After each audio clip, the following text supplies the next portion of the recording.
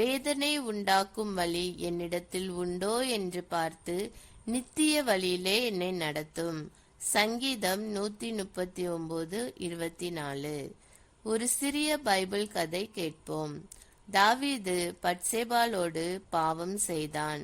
அவளின் கணவனான உரியாவை யுத்தத்தில் கொல்ல ஏற்பாடு செய்தான். தேவன் தீர்க்கதரிசி நாத்தானை அனுப்பினார். நாத்தான் அவன் பாவத்தை உணர்த்தும்படியாக ஒரு கதை சொன்னார்.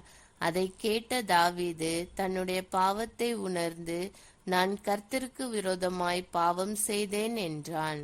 தாவீது தனது உள்ளத்தை திறந்து உண்மையான மனம் திரும்புதலுடன் ஆண்டவரிடம் திரும்பினான். நாம் எல்லோரும் ஜெபிப்போம். அன்பின் பரலோக பிதாவே, என் இருதயத்தை ஆராய்ந்து என் உள்ளத்தை பாரும். வேதனை உண்டாக்கும் வழிகள் என்னிடம் இருந்தால் அதை மன்னியும்.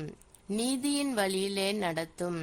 தாவீதை போலவே நான் என் பாவங்களை ஒப்புக்கொண்டு உம்மிடம் மனம் திரும்புகிறேன் என்றும் உம்மோடு நடக்க உமது பாதையை எனக்கு காட்டும்.